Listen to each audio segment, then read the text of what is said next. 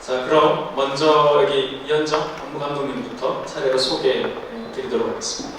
인사 부탁드립니다. 네, 안녕하세요. 안무가 이현정입니다. 반갑습니다. 네, 안녕하세요. 이번에 음악을 맡은 이승준입니다. 안녕하세요. 저는 이번에 각색을 맡은 서미용입니다. 네, 안녕하세요. 뮤지컬 아몬드 연출 김태형입니다. 반갑습니다. 선윤재 역의 문태우입니다. 네, 선윤재 역의 홍승환입니다.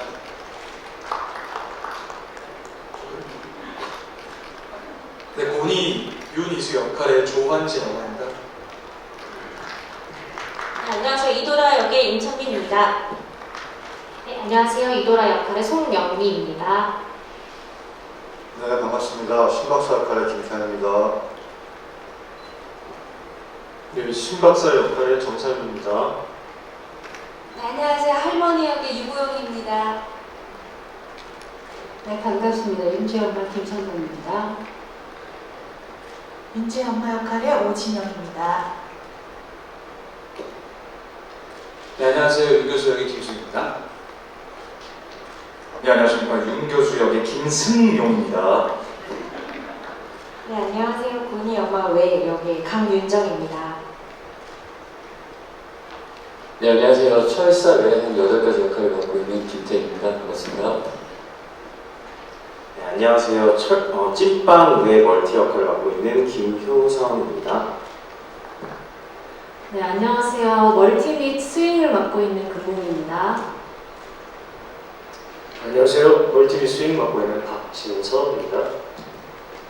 네, 이렇게 소개를 마치고요. 그럼 뭐 질문이 많을 것 같으니까 바로 질문부터 받도록 하겠습니다. 질문이 있으신 기자님들은 손을 들어주시면 저희 스텝이 마이크를 갖다 드리도록 하겠습니다. 질문이 정리할 시간이 필요하신가요? 질문이 정리할 시간이 필요할 수도 있으니 제가 먼저 한 게 몇 개 아마 많은 분들이 궁금해하실 질문일 것 같은데요.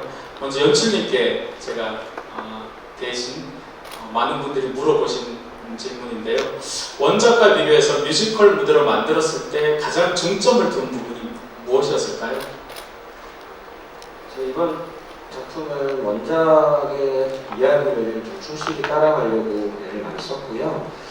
그러면서도 소설이 아닌 뮤지컬로 무대화되었을 때 뮤지컬만이 보여줄 수 있는 상상력을 좀 더 확장하거나 이야기를 노래로 풀었을 때 좀 더 이야기 속에서 느꼈던 작은 부분들도 좀 무대화했을 때 더 흥미있고 아름답게 펼칠 수 있는 장면이 무엇인가 그런 것들을 많이 찾아서 고민했고요. 그런 장면들을 저희 음악과 안무와 함께 좀 펼칠 수 있는 장면들이 몇 개 있어서 저는 다행히 뮤지컬로서 그래도 가치 있는 장면들을 만들어냈다고 생각하고 있습니다.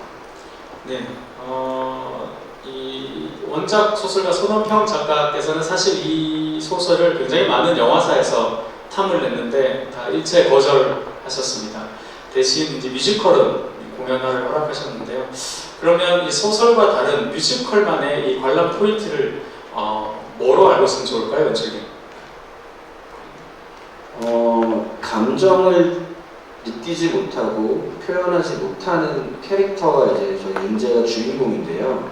그걸 글로 읽었을 때 어떤 아이일지 어떤 느낌일지 상상을 마음껏 펼칠 수 있긴 하지만 저희 무대 위에서 감정 소용돌이치고 감정이 요동칠 것 같은 그런 장면들을 만나게 되는 저희 주인공이 그것들을 표현하지 않고 참고 있는 모습이 저희 뮤지컬에서 굉장히 흥미진진한 부분이라고 생각합니다.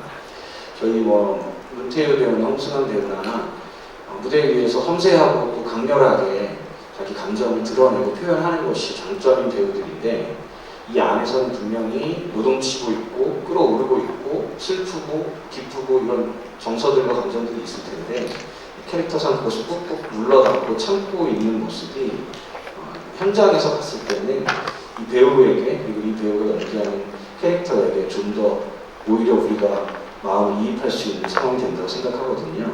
그래서 그런 것들이 결국 마지막 순간에 조금 터져 나오고 또 저희 오늘 보여드리지 않았지만 커튼콜 장면에서 참았던 것들을 터트리고 하는 것들을 통해서 소설에서보다 조금 더 강렬하게 주인공의 마음을 따라갈 수 있는 장면들이 펼쳐진다고 생각하고 있습니다. 네. 네. 질문 있으신, 네, 저기 마이크. 안녕하세요. 저 연합뉴스의 오보람 기자라고 하는데요. 네, 공연 참 잘 봤습니다. 하이라이트지만 저는 그 주인공 윤재 역 맡은 문태유 배우님 그리고 홍순아 배우님께 질문이 있는데요. 잠깐 연출님께서 말씀을 해주시기도 했지만 이 윤재라는 캐릭터가 자기 감정을 다 못 드러내기 때문에 이거를 안에서 참으셔야 했잖아요. 그래서 어떤 식으로 연기를 하셨는지 그리고 애를 먹지는 않으셨는지 좀 궁금합니다. 네, 홍승환입니다. 그 질문 잘 들었고요. 좀 연습 과정이나 그럴 때 힘든 지점들이 많이 있었어요. 특히 엄마랑 하는 별자리라는 노래나 그런 내가 어떤 것을 윤재가 완전히 깜깜한 건 아니고 감정을 찾아가려고 노력을 하든 느끼려고 노력을 하든 어떤 행동들을 하고 있긴 하거든요. 근데 저는 그냥 그 사람을 계속 바라봐야만 관련과 말씀하신 것처럼 관찰을 해야만 연기를 할 수 있겠더라고요. 어떤 감정을 통제를 하든 어떤 그런 근본적인 문제가 아니라 그냥 순순히 본다. 나에게 말을 하는 사람을, 나에게 어떤 감정을 쓰는 사람을 바라봐 보는 것. 그것으로 접근을 해보니 수월하진 않았지만 조금 더 윤재가 이렇지 않았을까라는 생각이 들었었던 것 같아요. 그래서 느끼려고 하고 어떤 걸 같이 공감하려고 한다기보다 내게 어떤 말을 하는 사람을 혹은 어떤 상황을 보려고 노력을 했던 것 같습니다. 그게 도움이 되었죠? 형은요?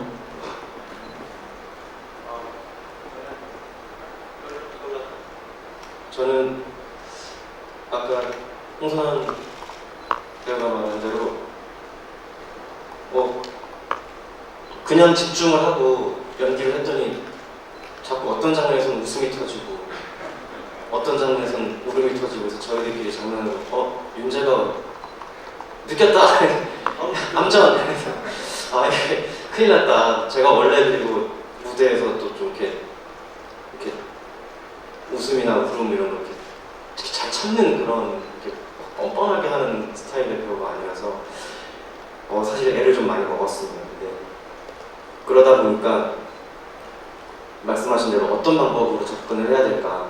감정 표현 불능증이라는 걸 제가 실제로 겪어보지 못했으니까 이걸 상상력만으로 어떤 제가 그동안 연기에 접근했던 진심과 상상력만으로 접근하기에는 한계를 좀 느껴서 좀 이번에는 접근법을 달리해서 한 연습 중반쯤에 정말 감정을 싹 빼고 대본에 있는 활자대로만 그냥 한번 앞사람 대사 끝나면 치고 그대로 치고 이렇게 해봤어요. 그리고 앞사람의 대사도 절대 그 뒤에 서브를 생각하지 않고 활자로만 듣고 꼭 오디오북 듣듯이 그렇게 했을 때 좀 찾아지는 지점들이 있었고 거기서 좀 더 좀 발전시켜서 좀 마지막에는 그래도 어느 정도는 감정 표현 불능증이라는 친구를 연기하는데 어느 정도는 도달한 것 같습니다. 앞으로 제가 계속 찾을 생각입니다.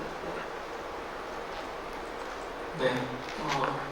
또 다른 기자님 질문 있으신가요? 네. 저기 마이크 앞쪽에 여자 기자님 손 드신 거 아니었나요? 죄송합니다. 제가 조명에 눈이 부셔가지고. 저는 오히려 이제 답을 듣다 보니까 그런 생각이 드는데요. 사실 윤재는 자기 감정을 못 느끼니까 오히려 연기하기가 상대적으로 쉬웠을 수도 있을 것 같아요. 상대적으로. 반면에 그 상대 역들도 굉장히 이게 감정을 못 느끼는 상대, 벽을 보고 얘기하는 사진 벽은 아닌, 그러니까 더 상대 배역을 맡은 고니나 아니면 주변 배우분들도 아마 기자님의 질문이 또 답이 또 흥미로울 것 같은데요. 그래서 고니 역을 맡은 배우님과 답을, 아까 그 질문, 그 연기하실 때 좀 힘들지 않았는가, 그 질문에 대한 답을 좀 들어보면 좋을 것 같습니다. 아니요, 사실 전혀 힘든 건 없었고요. 감정을 느끼지 못하는 상대인데 힘이 안 들던가요? 만약에 그 답답함을 제가 참는 캐릭터였으면 되게 힘들었을 텐데 네. 이걸 뭐 완전 세세한 것, 조그마한 것까지 다 쏟아내니까 네. 그런 면에서는 이제 힘들지 않았고요. 저는 오히려 이제 고니 이수로서는 매 장면마다 항상 이 윤재라는 친구가 데뷔되게 감정이 늘 가득 차 있어야 되는 걸 보여줘야 하니까 그 지점에서 좀 체력적으로보다는 좀 매 공연마다 감정적으로 이렇게 쏟아내는 좀 이런 것들이 많이 힘들지 않았나 싶었고, 그리고 저는 오히려 감정을 이렇게 내비치는 것보다 참는 게 훨씬 힘든 연기라고 생각해요. 왜냐하면 저희가 다이어트 할 때도 음식 먹는 걸 참기 힘든데 그 음식의 맛을 알기 때문에 너무 먹고 싶어서 그걸 참아내기가 힘든 거잖아요. 그리고 저희도 이제 똑같은 다 사람이고 이제 모든 감정들을 아니까 오히려 그런 감정들을 참는 게 형들이 너무 힘들지 않을까, 쏟아내는 건 할 수 있어요. 그래서 사실 뭐 연습실 일화가 있었는데 저희 뭐 태우 형이나 승환이 형도 막 연습실에서 막 별자리 노래하다가 막 갑자기 펑펑 울고 막 못하겠다 막 중단도 한 적도 있었고, 그래서 좀 그 감정에 무대에 서기 전까지 좀 윤재 두 형들의 좀 이 감정을 억제하려고 관객들한테 내비치지 않게 하려는 그 노력이 진짜 많았었다는 걸 알아주셨으면 감사하겠습니다. 네. 그 신박사 역을 맡은 배우님과도 한번 답을 들어볼까요? 왜냐하면 윤재가 신박사에게 주로 질문하죠. 이럴 때 어떻게 해야 되죠? 이렇게 어떻게 해야 되죠? 이렇게 자꾸 물어볼 때 그때마다 굉장히 곤혹스러운 상황이잖아요. 너무 쉬운 거를 질문하니까. 그래서 아마 연기하시기도 이렇게 좀 어땠을까 궁금한데요.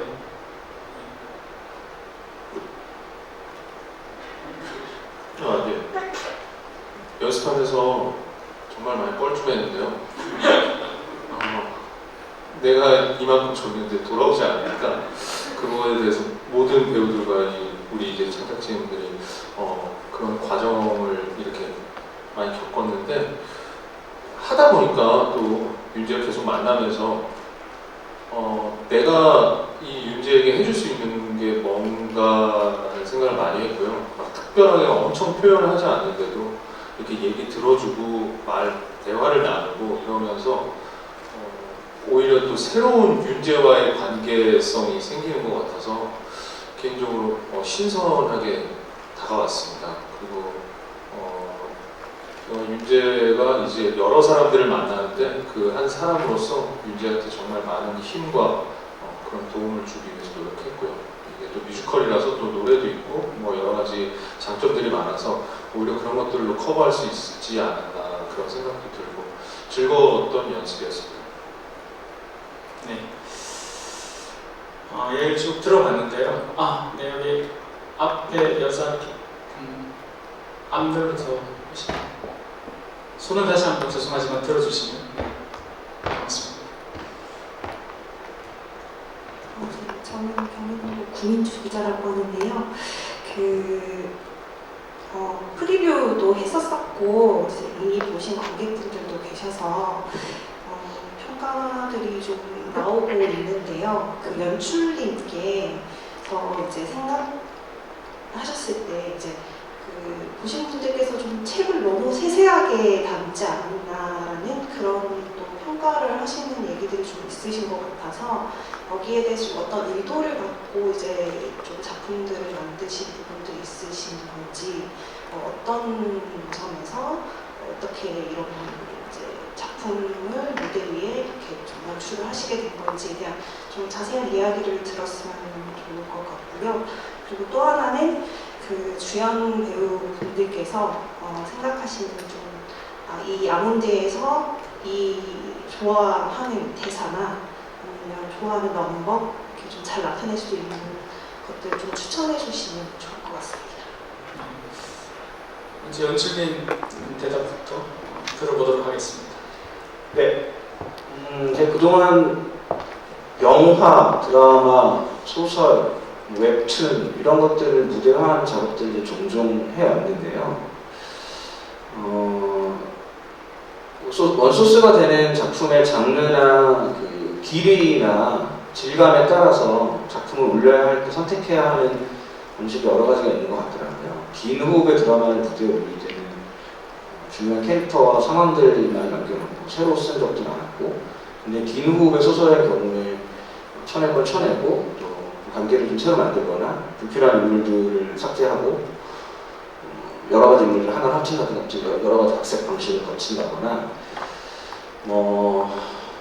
어떤 경우에는 사실주의적인 스타일 전혀 아닌 아주 새로운 형식, 한번 본 적 없는 새로운 형식으로 이야기와 장면을 꾸며가기 위해서 한 명이 열 몇 개의 멀티 역할을 한다거나 그런 방식을 취하기도 했고 정말 여러 가지 시도를 해야 하거든요. 그런데 이렇게 소설에 있는 장면들과 대사들과 스토리를 거의 그대로 옮기기로 했던 건 처음인 것 같아요. 말씀하신 것처럼 그것이 원작 소설을 보신 분들에게 너무 소설 그대로 똑같은 거 아닌가? 라는 이미지를 줄 수 있다고 생각하는데요. 그렇게 느끼셨다면 성공적이라고 저는 생각하고요. 그렇게 느끼셨으면 좋겠다. 원작을 정말 충실히 반영했다. 원작을 믿고 그리고 원작의 흐름을 최대한 틀어뜨리지 않는 한에서 가려고 노력했다 말씀드리고 싶고, 그럼에도 불구하고 사실은 시간의 순서라든가 사건의 발생 순서라든가 몇몇 인물들의 생략과 혹은 과장을 통해서 저희 공연을 위해서 우리는 원하는 진행을 위해서 바꾼 부분도 있고, 또 소설에서는 작게 표현되어 있었지만 공연 안에서는 좀 더 확장해서 의미를 부여한 장면들도 많이 있는데요. 엄마와 할머니의 어떤 조건 없는 절대적인 사랑, 완전한 사랑을 통해서 성장해가는 아이를 보여주고 싶다는 욕심 때문에 당연히 할머니가 돌아가시고 엄마는 식물인간으로 있는 그 상황에서도 저희 무대에 종종 등장해서 고니와 컨택하기도 하고 윤재와 만나기도 하면서 사랑을 되새기기도 하고요. 희노애락 애호를 비롯한 여러 가지 감정들을 엄마가 문제를 내고 윤재가 맞추는 장면들을 소설보다 훨씬 더 많이 집어넣고 또 감정들을 좀 더 적극적으로 비주얼화해서 표현하는 방식을 통해서 감정을 잘 느끼지 못하는 캐릭터의 문제를 통해서 감정이란 도대체 거꾸로 무엇인가를 보는 분들이 좀 더 느꼈으면 좋겠다라는 생각도 했고, 또 저희 시연했던 마지막 장면의 원고 같은 경우에 소설에서도 뭔가 느껴진다라고 말하고 있는데 그걸 좀 더 뮤지컬적으로 확장해서 한 번도 그렇게 격렬하게 노래하지 않았던 캐릭터가 온 감정을 다 담아서 노래하는 장면들을 통해서 정말 좀 더 크게 느끼고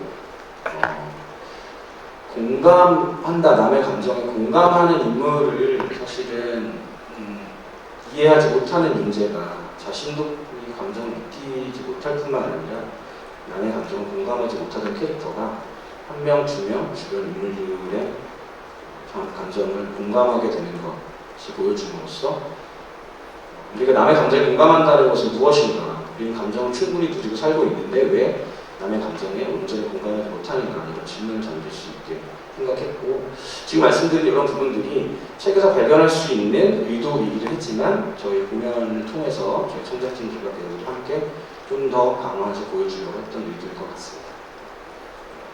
아마 그 관련해서 추가적인 질문이 아마 나올 것 같아서 제가 그냥 바로 여쭤볼 텐데요. 작가님께 하나 여쭤보자면 같은 맥락에서 뮤지컬 이 대본으로 바꾸고 특히 이제 가사를 쓰실 때 원작 소설에는 없는 부분이죠. 가사 같은 경우는 거기 그 가사 작업을 하실 때 어디에 좀 중점을 두셨는지.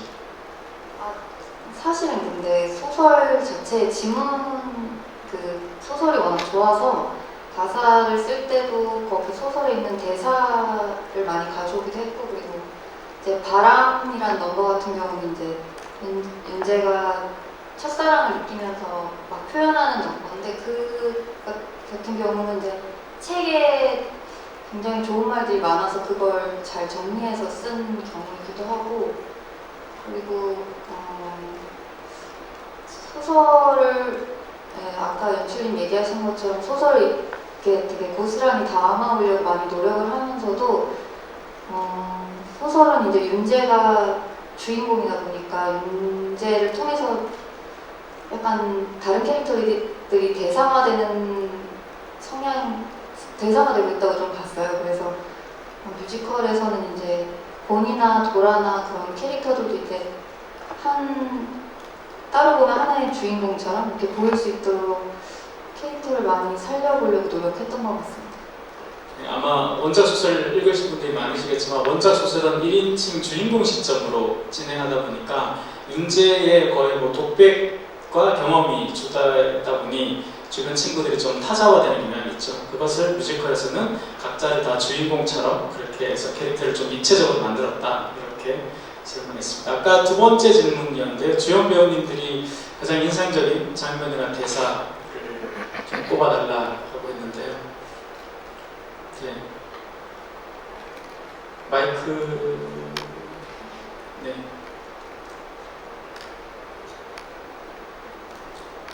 저는 히노에라 에오욕 중에 예쁨의 발견이라는 가사를 꼽겠습니다. 그게 참 이쁜 말인 것 같아요. 예쁨의 발견. 네. 네, 저는 마지막 대사기도 한데 나는 부딪혀보기로 했다. 삶이 내게 오는 만큼 내가 느낄 수 있는 딱 그만큼 이라는 문장을 좋아합니다. 네, 그 문장입니다. 뭔가 오승환 배우가 한 4년 이 작품에 계속 인연을 맺었다 이렇게 되어 있는데 아직까지도 계속 윤재로 저기 앉아 있는 것 같습니다. 답변의 톤이나 리듬이 좀 그런 느낌입니다.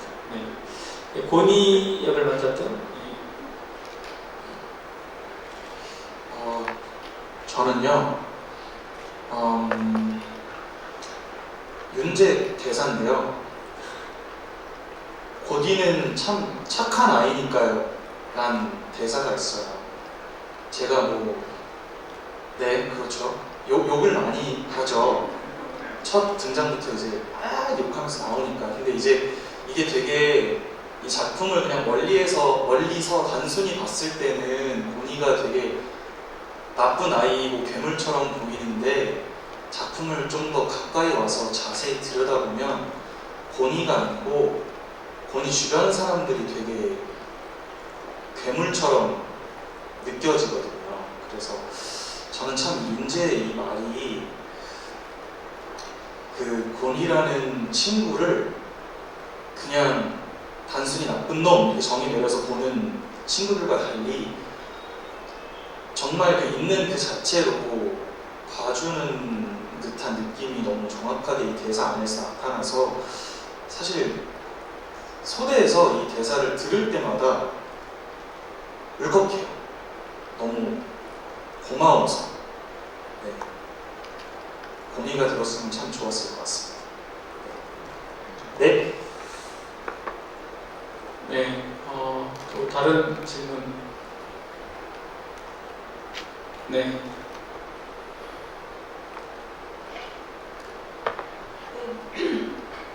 유시스 강진아 기자인데요. 그 이성중 작곡가님께 질문 드릴게요. 그 감정이 없는 아이를 중심으로 한 극이다 보니까 그 음악 작곡적인 부분도 쉽지 않았다고 들었는데 그 어떤 점에 중점을 뒀고 어려웠는지 말씀 부탁드립니다. 네, 감사합니다. 저는 곡을 쓸 때 우선 제가 직접 연기를 혼자 한 번씩 해보거든요. 네, 그래서 누워서 얘기할 때도 누워서 하기도 하고 별자리를 손가락 보면서 하고, 그래서 실제로 별자리 같은 노래를 쓸 때는 좀 밤 늦게 일부러 낮에 좀 자고 일부러 밤에 좀 써보기도 하고요. 제가 느끼지 못하는 것을 앞으로 다 다니는 건 되게 어려운 일이더라고요. 제가 이 아몬드에서 특별히 좀 신경 썼다는 전체적인 영화 컨셉은 좀 말하듯이 노래하고 노래하듯이 말하는 것이었습니다.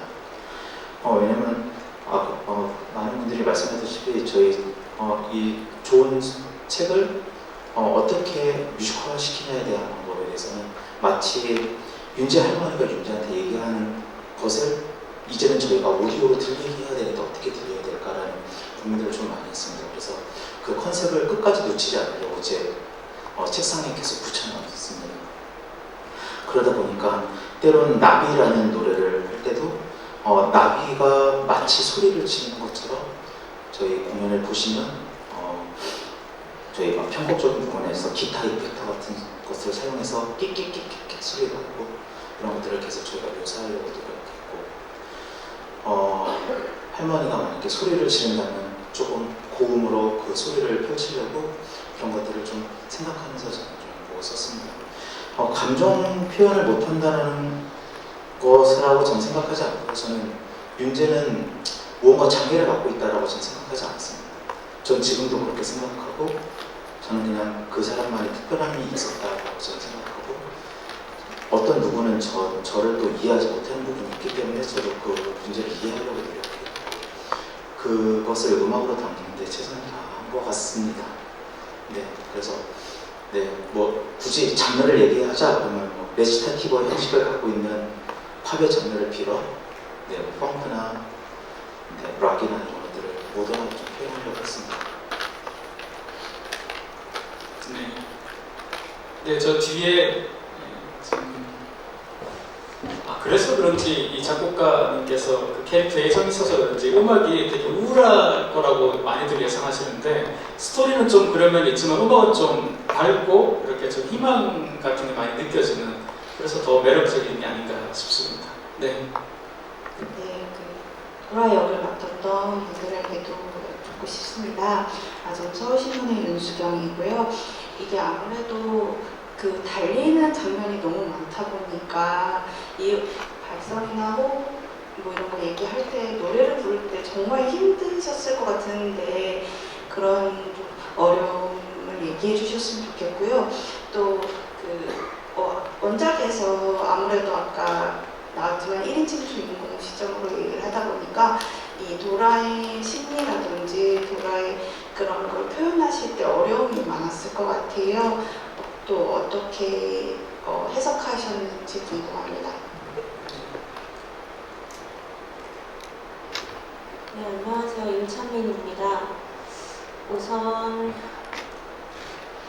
달리면서 노래하는 건 정말 쉽지는 않았어요. 왜냐면은 사실은 코로나 확진 받고 나서 이 장면을 연습하면서 상당히 버거움감이 있어서 될까? 무대에서 이게? 그런 스스로의 시험이 계속 있었는데 그냥 도라한테 배운 거는 딱 하나였거든요. 그냥 하자. 그래서 그런 부분들을 너무 많이 사실 배우로서는 좀 힘든 부분이 없다고 하면 너무 거짓말이고 있긴 하지만 그냥 돌아다운 거는 내가 지금 주어진 상황에서 내 역량 안에서 해내는 것이라고 생각을 해서 지금 그렇게 연기를 하고 있고요. 네, 그냥 우스갯소리지만 극장 와서 유산소 하고 있다 이렇게 생각을 하면서 달리고 있습니다. 그리고 이 작품 같은 경우는 굉장히 힘들었던 시기에 소설로 먼저 만났고 이게 무대화되는 과정 내내 리딩과 쇼케이스를 참여하면서 저는 작업을 해왔던 터라 어떤 부분에서 어떻게 실현해야 되겠다는 사실 소설 안에 답이 저한테는 있었고요. 도라는 남들보다 좀 나이든 여자에 가까웠다라던가 스스로 존재하는 아이 같았다라던가 거기에서 저는 제일 많이 모티브를 얻었던 것 같아요. 본인이 주관이 있고 그리고 내가 원치 않는 것에서는 불호를 당당하게 표현할 수 있고 그리고 좋아하는 것에 있어서는 당당하게 좋아한다고 얘기할 수 있는 게 그냥 도라 그 자체라고 생각을 해서 지금 작업을 하면서는 뭐 그런 부분에 가장 많이 초점을 맞춰서 연기를 하고 있고요. 그리고 뭐 영미 배우랑 그렇게 많이 이야기를 해서 만들어 왔던 것 같습니다. 네, 저는 도라 역할의 송명비입니다. 저는 일단 달리기를 좋아했고요. 달리면서 노래하는 게 쉽지 않았는데 연출님께서 마음껏 숨소리를 내고 그것이 윤재에게 닿았으면 좋겠다고 말씀을 해주셔서 힘들게 달리고 그 힘듦을 마음껏 표현하고 있어요. 그래서 힘들지만 즐겁게 달리고 있고요. 저는 이 도라를 책에서 봤을 때 그냥 떠오른 키워드가 바람, 꿈, 냄새 뭐 이런 거였어요. 그래서 항상 남들의 불편한 시선 속에서 살아갔던 윤재에게 너는 꿈이 뭐야? 나는 책에서 나는 낙엽 냄새가 좋아. 이런 단어들을 던져줄 수 있는 도라. 그리고 저는 이 작품을 하면서 그 사랑이라는 게 정말 다양한 형태로 존재하는구나라는 걸 매해 느끼고 있는데 그럼 내가 윤재에게 어떤 형태로 사랑을 할 수 있을까라고 생각했을 때 첫사랑? 어쩌면 이게 사랑일 수도 사랑이 아닐지도 모른 채 흘러갈 수도 있겠다. 뭐 이런 어떠한 조금은 불안정한 그러한 형태의 사랑을 많이 표현하려고 노력하고 있고 아무래도 아까 말씀하셨듯이 제가 보내지만 돌아오지 않잖아요. 그래서 연습하는 동안에는 약간 윤재를 웃겨볼까? 한번 웃게 해보자. 약간 이런 오기를 가지고도 연습에 참여를 했었던 것 같습니다. 네. 질문. 그 도라 약간 이제 질문이 나왔으니까 이어서 물어보면 사실은 도라가 본인과 또 다른 면에서 윤재에게 이렇게 윤재를 성장시키는 데 아주 중요한 역할을 하잖아요. 그러면 그 본인들이 생각하실 때 도라의 어떤 면이 사실 윤재에게 이렇게 도움이 됐다고 생각하실까요? 저는 그 책에도 보면 도라는 누구나 아는 노래를 이렇게 바꿔서 부를 줄 아는 아이였다. 뭐 이런 문장이 있어요. 그런 면들이 윤재에게 되게 호기심을 자극하고 이건 뭐지? 하고 다가갈 수 있게 해주는 포인트가 아니었을까라고 생각하고 그렇게 좀 접근을 하고 있습니다. 언니도? 사실 저희 작품에도 나오지만 윤재는 목적 의식이 굉장히 뚜렷한 아이로 성장이 되어 왔잖아요. 도라는 목적이 없습니다. 무목적인 게 사실은 윤재한테 가장 큰 매력 부분이 아닐까라는 생각을 갖고 연기를 하고 있습니다. 그러니까 모두가 윤재에게 뭘 가르치려 하고 도움을 주려 하는데 도라는 그런 거 없이 그냥 이렇게 그래서 도라도 윤재한테 치유를 받거든요. 그냥을 왜 이해를 못하지 어른들은? 근데 윤재는 네가 원하는 게 그것이면 해야지라는 그런 어떤 관념을 갖고 있는 사람이잖아요. 그렇기 때문에 서로 치유받을 수 있고 서로 끌릴 수밖에 없다고 생각을 했습니다. 어쩌면 바로 그 도라의 그런 면이 윤재한테 닿아서 윤재가 아마 본인을 구하러 그렇게 그냥 이렇게 몸이 가게 되는 게 아닐까 또 이렇게 생각해 볼 수 있을 것 같습니다. 네. 저 아까 질문 드렸던 연합뉴스 오브라입니다. 저 고니 역 배우 두 분이랑 도라 역 배우 두 분 총 네 분한테 질문이 있는데요. 공통된 질문이에요. 이게 윤재 얘기긴 하지만 사실 뮤지컬로 오면서 저는 세 명이 다 주인공 같다는 생각을 했고 도라든 고니든 각자의 아픔이 있고 그리고 윤재를 만나면서 다 함께 성장한다는 느낌이 들었거든요. 윤재를 일방적으로 도와주는 느낌이 아니고 그래서 이 고니나 도라 이 캐릭터들을 각각 어떻게 해석을 하시고 어떻게 성장해 나가는 모습을 보여주려고 하셨는지가 궁금합니다.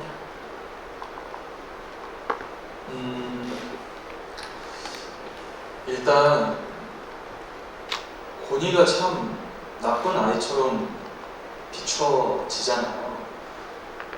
대본을 이제 다 읽었을 때도 그렇고 대본을 다 덮었을 때도 일단 시발점이 고니가 나쁜 애다라는 시발점으로 갖고 시작한 게 아니고 고니는 착한 애다, 고니는 가장 순수한 애다라는 생각을 갖고 접근을 시작했던 것 같아요. 그러다 보니까 고니가 이제 되게 고슴도치 같은 면이 있어요. 욕도 되게 많이 하는 이유가 자기 속에 있는 이 아픔이나 상처 같은 거를 드러내 보이기 싫고 약해 보이기 싫어서 이 이름도 윤이수라는 이름을 버리고 자기가 가장 강해 보이는 곤이라는 이름을 지어서 이렇게 다니는데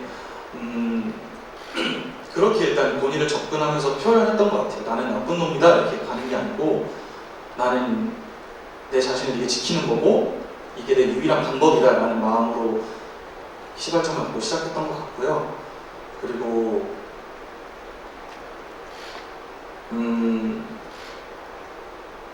다음 질문이 뭐였죠?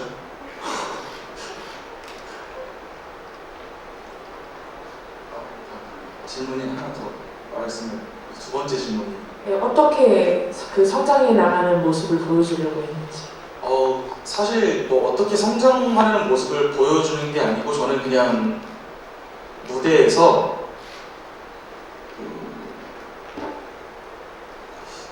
뭐라고 해야 되지? 그냥 충실히 스토리에 잘 살았습니다. 네. 그러다 보니까 이제 마지막에 제가 오히려 윤재를 가르치려고 하지만 저뿐만 아니라 도라, 뭐 엄마, 할머니 모든 배역들이 윤재를 가르치려고 하지만 오히려 윤재한테 가르침을 받거든요.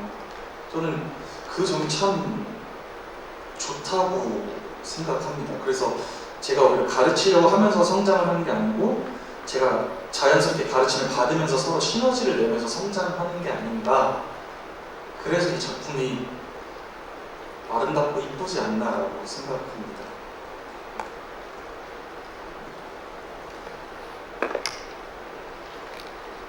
죄송해요. 첫 번째 질문이 뭐였죠?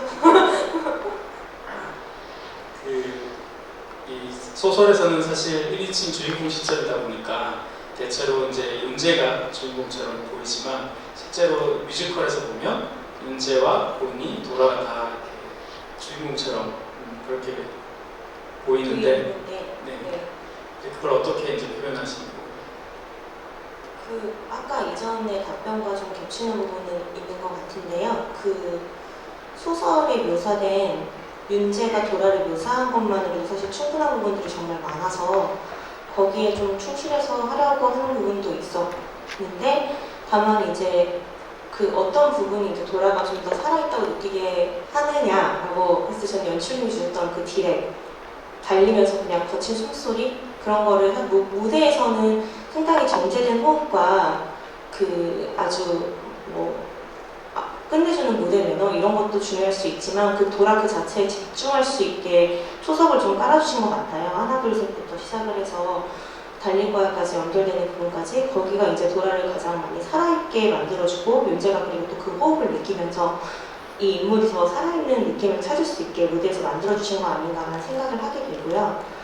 움직임이나 안무 이런 것들도 다 도움을 받고 있고 그리고 도라가 어느 부분에서 성장을 하느냐 아까 성장 키워드에 좀 집중하고 있느라 앞에 질문을 좀 살짝 늦었었는데 도라는 그냥 공감이 필요했던 것 같아요. 평가보단 공감. 근데 사실은 우리가 어리숙하다는 이유로 리니 이런 식으로 해서 어린이들이나 좀 어리숙한 이미지의 어떤 것들을 쉽게 어른들한테 갖다 붙이는 경향들이 좀 많잖아요. 근데 도라는 그거를 정말 좀 아주 대차게 싫어하는 캐릭터라고 생각하거든요. 그거를 아주 무대에서 가감없이 표현하고 그냥 이 존재 안에서 나라는 사람 자체를 인정받고 싶어하는 그런 부분들이 있는 아이인데 윤재의 그 한마디 그리고 또 두 마디 이렇게 서로 교류하는 시간이 쌓여가면서 가끔은 도라도 부러지는 것만이 답이 아니라 살짝 피는 것도 답일 수도 있겠다라는 깨달음을 얻는 존재라고 생각을 해요. 그 부분이 도라한테 가장 큰 성장이고 어른으로 나아가는 데 있어서 아주 어떻게 보면 밑거름이 되는 어떠한 인간관계가 아닌가라는 생각을 하면서 무대에서 성장해 나가고 있는 것 같습니다. 네, 저도 아까랑 비슷하게 겹치겠지만 윤재에게 좋은 영향을 끼치는 캐릭터로서 접근을 하고 있고요. 저도 언니랑 같은 마음인데 성장한다고 생각했을 때 누구나 더 단단해지고 더 굳게 올라가는 것만이 성장이라고 생각할 수 있는데 저도 도라를 연기하면서 그것만이 성장이 아니라 좀 더 부드럽고 나를 이해해주고 내가 어느 정도 그 사람을 품어줄 수 있는 것도 성장이라고 생각해요. 그래서 그 사랑을 통해서, 첫사랑을 통해서 내가 이 아이를 너무 사랑하지만 품고 있고 더 단단해지고가 아니라 친구를 위해서 보내줄 수 있고 나도 이렇게 성장하고 부모님에게 내 의견을 말할 수 있고 이런 것들이 저는 이 공연 안에서 도라가 성장하는 부분이라고 생각합니다. 네. 답이 되었나요? 기자님? 그 질문이 안 나와서 제가 왜 안 나올까 이렇게 생각을 해봤는데 아마 무대 앞, 그 작품 초반에 주로 등장하고 등장하지 않아서 엄마와 할멈에 대한 질문이 좀 많이 나오지 않는 것 같은데요. 사실은 윤재가 이렇게 태어난 것에 대해서 가장 크게 마음에 짐을 갖고 있는 사람은 역시 엄마겠죠. 그래서 엄마 역을 맡았던 배우께 질문을 드리고 싶은데요. 사실 감정을 느끼지 못하는 우리 알렉시티미아라는 이 감정 표현 불능증이 어떤 데서는 인구의 10에서 12~13%까지 있다 이렇게 이야기하고 있습니다. 그만큼 많은 사람들이 사실 그런 걸 경험하고 겪고 있다고 이렇게 하는데요. 만약에 이 윤재 같은 사람이 실제로 있다면 극 중에서는 감정 교육을 시키죠. 이게 깊은 거야. 입꼬리가 올라가면 행복한 거야. 눈꼬리가 위로 되면 뭐 증오하고 뭐 두려운 거야 이렇게 가르치잖아요. 그렇다면 그 극중 엄마가 이제 이름이 지은이거든요. 그래서 지은이 책방인데요. 실제로 이 역을 하면서 어땠습니까? 이 자기 아이에게 내 아이가 느끼지 못하고 이 아이에게 내가 가르쳐야 된다. 그런 장면에서 굉장히 좀 남달랐을 것 같은데요. 우선적으로 저희 엄마 둘이 성향이 굉장히 달라요. 그래서 많이 보시면 여러 가지 감동을 느낄 수 있고요. 저는 제가 이 역을 맡았을 때 저 평상시에도 그렇게 생각해요. 이 세상에서 가장 큰 무기는 진심과 사랑이라고 생각합니다. 어떤 엄마든 내 아이가 장애를 가져도 장애라고 느끼지 않으려고 하고 그거를 인식을 시켜주지 않으리라고 하는 엄마의 의지가 있을 거라고 생각을 해요. 우리 윤재는 작은 외침이지만 많은 분들에게 큰 감동을 줄 수 있는 정말 진심은 살아있고 사랑으로 결정된 사랑으로 만들어진 아이라고 생각합니다. 그래서 제가 우리 연기를 할 때는 진심과 사랑을 이 아이가 가슴속으로 느끼도록 해주고 깊이 근데 살아가야 되니까 살아가는 과정에 있어서 그래도 네가 버티고 가야 될 길을 갈 수 있도록 그 길을 걸어가는 데 도움이 되고자 해서 약간 좀 엄하게 가리키고 그런 방식으로 가고 있습니다. 오진영 배우님. 네, 저는 오진영입니다. 저 같은 경우는 윤재는 사실 제가 이 안에서는 받아들이긴 하지만 세상의 시선 때문에 그렇게 바라보는 것이 저는 윤재를 잘못되거나 장애가 있다고 생각하지 않아요. 근데 이제 다른 작품에서도 그려졌듯이 이런 비슷한 병명을 갖고 있는 닥터 브레인이라는 프로가 있었어요. 근데 거기서는 이제 부모가 선택을 하는 게 병원에서 이제 치료를 받는 걸로 선택을 하는데 결국은 임상실험으로 끝나는 그런 비극적인 드라마였어요. 근데 저는 이 작품에서는 엄마가 딱 결단을 내려요. 이제 임상실험이 아닌 그냥 내가 평범한 사람으로 키워보겠다. 그런 답으로 이제 시작을 하기 때문에 사람들 시선에서 조금 더 편안하게 아이가 있을 수 있도록 다가가는 것이지 이거를 뭐 잘못됐다, 틀렸다라고 얘기하고 싶진 않습니다. 그리고 그렇게 연기를 하고 있고요. 그리고 저는 또 그 안에서 대사 중에 가장 할멈이 이제 감정은 다양한 것이다 라고 말씀을 하시는데 그게 정말 많이 와닿는 공연인 것 같아요. 그러니까 제가 사람들이 어떤 얘기를 들었을 때 고지고대로 듣다기보다는 자기의 감정대로 해석을 하잖아요. 그래서 오해가 되는 경우도 있고 잘못된 생각, 그러니까 잘못되게 받아들여질 수도 있는데 윤재가 오히려 고지고대로 딱 그대로 받아들이기 때문에 정말 진실로 더 받아들일 수 있는 그런 사람이 아닐까라는 생각으로 연기를 하고 있습니다. 저 개인적으로 좋아하는 곡은 의외로 저희 노래도 있지만 하나 둘 셋을 좋아합니다. 우리 아이들 연습실에서 정말 많이 뛰어요. 근데 정말 제가 보기에도 좀 안쓰러울 정도로 열심히 뜁니다. 그러나 인생과 걸어야 될 길은 달려야 합니다. 뛰기 싫어도 달려야 되고 지쳐도 다시 일어나서 달려야 됩니다. 그래서 저는 하나 둘 셋을 사랑합니다. 할머니, 어머니 편하게. 사실 오늘 시연에서는 잘 안 나왔는데요. 요 어머니와 할머니 사이에 좀 사연이 있죠. 예. 사실은 저 딸이 저렇게 좋은 딸이 아닙니다. 그래서 이 할멈에 연기한 할머니가 이게 사실 이 증나간 딸이 윤재를 데리고 왔을 때 참 마음이 천갈래 만갈래 찢어졌을 것 같은데요. 그 할멈 역 하셨던 이 배우님도 이 어땠을까요? 그 자기 말을 듣지 않은 딸이 그렇게 윤재라는 아이를 낳았을 때, 그래서 그 셋이 이제 한 집에 살게 되었잖아요. 네. 뭐 사실 제 입장 같아서는 다시는 안 봤을 것 같은데요. 이 할머니는 좀 달라가지고 우리 마음속에 왜 할머니 하나쯤은 있잖아요. 누구나 아는. 그래서 얘기 듣다 보면 웅크해지고 울컥하는 할머니 얘기만 들어도 엄마 얘기 들으면 울음이 나오는 것처럼.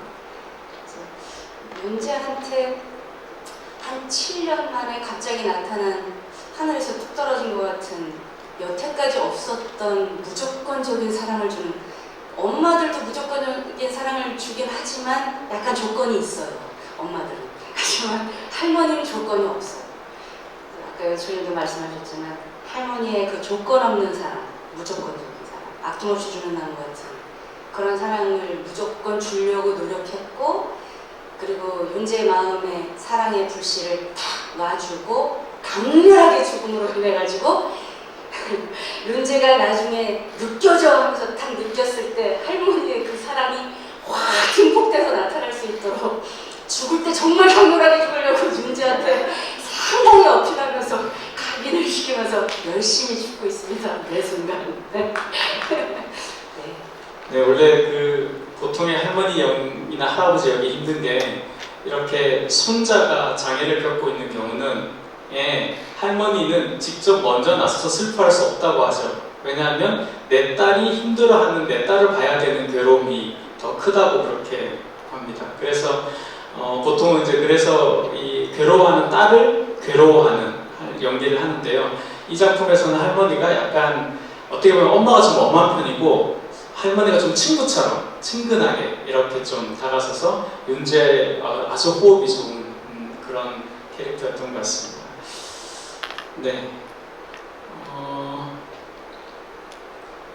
질문이 배우님들께서 답을 굉장히 잘하셔가지고 추가적인 질문을 별로 이제 안 하시는 것 같은데,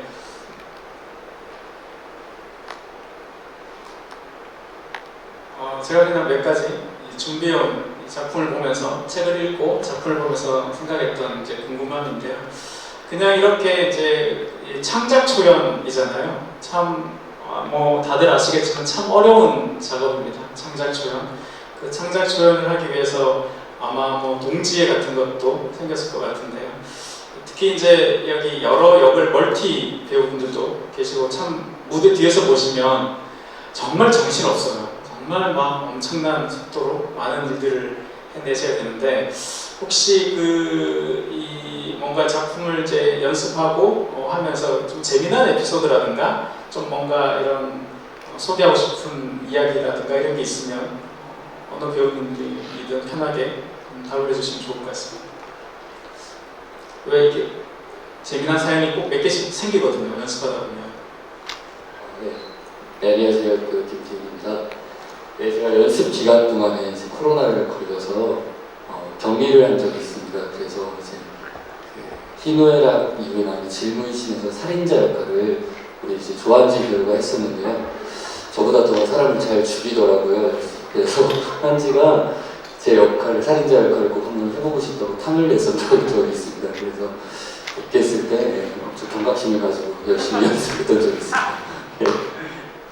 본인의 어떤 한 번쯤 해보고 싶었던 충동을 그렇게 푸는 건가요? 근데 살인자가 대신 주인공이죠. 멋있습니다. 멋있게 정말 나쁜 놈이지만 뭐 태인이 형이 뭐 제가 더 잘했다고 하는데 저는 태인이 형이 훨씬 잘했다고 생각하고요. 참 네, 저런 비슷한 에피소드가 참 많았던 것 같아요. 그래서 막 이제 뭐 어머니 배우분들이 뭐 아프시거나 아니면 이제 스케줄이 안 맞았을 때 이제 별자리를 또 이제 저 태인이 형이 이제 엄마를 대신하고 막 이렇게 되게 서로 많이 커버를 쳐주는 연습실이지 않았나 싶어요. 막 누가 안 나왔다고 막 왜 안 나왔냐 이런 분위기가 아니고 너무 작품 자체 분위기가 너무 밝아서 그런가 봐요. 배우들도 다 너무 끈끈하고 너무 지금도 백스테이지에서도 그렇고 공연하기 전까지도 하하호 이거 즐겁게 웃다가 참 무대 위에서 이렇게 심각한 연기들 이렇게 하시는 거 보면 참 대단하다고 생각도 들고 참 아무도 좋습니다. 화이팅! 조한지 배우 계속 질문하다 보면 정말 재미난 얘기 많이 하실 것 같습니다. 뒤풀이 자리가 기대되네요. 저는 사실 이 작품의 가장 큰 기대는 원작 소설보다는 사실은 음악이었습니다. 뭐 이성준 작곡가는 다들 아시겠지만 성장 뮤지컬계에서 프랑켄슈타인 등 굉장히 많은 좋은 작품 많이 하셨는데 아까도 잠깐 질문이 나오긴 했지만 뭐랄까요, 감정을 느끼지 못하는 주인공은 제가 본 정말 많은 뮤지컬에서도 처음 들어보는 캐릭터거든요. 그러니까 이건 차라리 지킬 앤 하이드나 프랑켄슈타인은 감정을 증폭시키니까 오히려 더 선이 굵은 작품을 만들 수 있는데 어떻게 보면 제가 처음에 그냥 음원으로 들었을 때는 이성준 작곡가 스타일이 좀 아닌데 라는 생각이 얼핏 들었어요. 현장에 와서 보니까 좀 이렇게 해서 꼭 하셨구나 생각이 드는데 사실은 작곡을 하실 때 제일 먼저 딱 이렇게 만든 곡이랄까요? 작품을 이렇게 대본을 받고 제일 먼저 만든 곡이랄까요? 아니면 이 작품에서 가장 핵심이 되는 곡은 이 곡인 것 같다라는 그런 곡이 있습니까? 어떠한 곡을 하나 꼽자고 네, 여기 배우분들이나 저희 스태프분들이나 또 다 죄송할 것 같고요. 또 제 자식 같은 곡들한테 미안할 것 같고요. 죄송합니다. 제가 장난친 거였네요. 아닙니다. 제가 사람 만들 뻔했습니다. 네, 실제 가사는 좀 늦게 단 편이지만 가장 먼저 곡을 쓴 거는 별자리였습니다. 네, 별자리를 먼저 썼고 하지만 저한테는 가장 큰 숙제였죠. 네, 그리고 감정을 얻는 것을 어떻게 표현을 할까? 그래서 처음에 뭐 할 때는 랩으로 표현을 하고 나머지는 다 노래로 할까? 막 여러 가지 구성들을 많이 하는 과정이었습니다. 그 과정을 다 설명하기에는 우선 제가 좋은 언변을 갖고 있지 않다고 생각하고 그걸 음악으로 표현하고 또 관객분들의 상상이 꼭 더해진다면 저희 아몬드가 뮤지컬 아몬드로 거듭나는 기회가 될 것 같고요. 제가 음악에 제 음악 스타일이 아니다라고 얘기하기에는 좀 부끄럽지만 어쨌든 가능한 한 제 색깔이 담긴 것이 아니라 제가 그냥 단순히 신한테 영감을 받아서 제 손으로 썼을 뿐 저는 가능한 한 이 배우들과 함께 못 찾겠습니다. 죄송합니다. 죄송합니다. 근데 이성준 작곡가님의 곡은 제가 스타일이 아니라는 스케일이 훨씬 더 클 줄 알았다 이 뜻인데요. 제가 좀 잘못 말씀드린 것 같은데 선율이 굉장히 아름답고 귀에 꽂히죠, 멜로디 라인이. 그런 면이 이 작품에서 여전히 잘 드러난 것 같습니다. 그리고 이제 안무 감독님한테 하나 여쭤보고 싶은데 음악도 마찬가지지만 사실 뮤지컬에서 기본적인 작법이 있죠. 기본적으로 대사를 하고 말로 해서 안 될 것 같으면 노래를 하고 노래로도 안 될 것 같으면 춤을 춘다 이런 기본 작법이 있는데 여기는 감정을 느끼지 못하는 주인공이잖아요. 그래서 아마 안무를 짜실 때 좀 어렵지 않았을까? 그렇기 때문에 오히려 또 어느 부분에 또 중점을 두셔야 됐을 것 같은데요. 어땠을까요? 네, 저는 환상신이라든지 좀 이런 안무적으로 안 풀릴 때 저희 아이들의 도움을 좀 많이 받는 편입니다. 그래서 저희 아이들에게 행복하면 어떻게 할까, 슬프면 어떻게 해, 바로바로 왜냐면 엄마 직업을 아직 완벽히는 이해 못하고 있기 때문에 몇 살일까요? 10살, 8살, 7살인데요. 그러니까 이해를 못한다기보다는 이제 안무적으로 도움을 받는 말을 하질 않고 그냥 기쁘면 어떻게 해, 슬프면 어떻게 할까 움직임으로 좀 노는 방식으로 해서 이용을 하고 있습니다, 아이들을. 그래서 희노애락 애호욕의 안무가 저희 아이들에게서 태어났고요. 사실 행복하다는 표현을 부탁하니 다 삑삑 돌더라고요. 팔을 위로 올리고. 그래서 컨셉을 그냥 원으로 잡아야겠다 생각했고 거기서 좀 아이디어를 많이 얻었고요. 윤재혁이 어쨌든 감정을 가르쳐주는 신이다 보니까 아이들의 생각이 좀 물론 저희 아이들은 어쨌든 윤재와는 다른 감정을 느끼는 아이들이긴 하지만 그것 또한 또 이렇게 윤재에게 도움이 되는 이제 그렇게 해석을 해서 그렇게 좀 많이 도움을 받아서 안무를 구상을 했고요. 괴물 같은 경우에는 일단 연출님하고 얘기한 부분이 있었지만 사람들의 시선이라든지 좀 그런 거를 좀 많이 뒤에서 많이 하잖아요. 그래서 배우분들이 어쨌든 춤을 출 때 표정이 좀 안 보이게 하기 위해서 뒷모습으로 설정을 하고 이제 거기에 이제 좀 날카로운 동작들로 좀 끊어서 많이 표현을 했던 것 같습니다. 그 배우분들 알고 계셨어요? 이 안무 감독님의 7세, 8세, 10세 아이의 동작에서 여러분이 안무를 하고 있다는 것을 알고 계셨습니까? 아, 처음 아신 거예요? 네. 담담하시네요, 다들. 깜짝 놀랄 줄 알았는데. 생각보다 어려운 안무입니다. 너무 훌륭하게 잘해주셨어요. 아무래도 이제 DNA가 그러니까 자녀들도 굉장히 이제 춤에 탁월한 기능이 있다 이렇게 믿도록 하겠습니다. 다음에 작품 보실 때 꼭 안무에 집중해서 한번 보시기 바랍니다. 혹시 질문 이제 슬슬 마무리할 시간인데요. 혹시 질문 더 있으실까요? 네. 아니시면 오늘 그 이제 이런 프레스폴 행사를 한다고 해서 나한테 질문이 혹시 오면 내가 이 말 꼭 해야겠다 라고 생각해서 준비했는데 아무도 누구도 묻지 않아서 내가 이 말을 못하고 있어 지금. 근데 지금 안 하면 집에 가서 되게 후회할 것 같아. 그런 혹시 배우나 스태프 계실까요? 네. 임 교수 이거 맡아서. 네. 자, 우리 뮤지컬 아몬드는요, 코엑스 아트룸에서 4월 2일부터 5월 1일까지 아주 절찬리에 공연이 진행되고 있으니까요, 여러분들 많이 좀 이렇게 보러 와주시고 우리 배우들 열심히 연기할 테니까 많이 응원 부탁드리겠습니다. 감사합니다. 네. 제가 할 말을 해주셔서 대단히 고맙습니다. 죄송합니다. 아닙니다. 이게 아주 재치와 센스를 많이 겸비하시는. 자, 그럼 이렇게 이제 질의응답을 마치.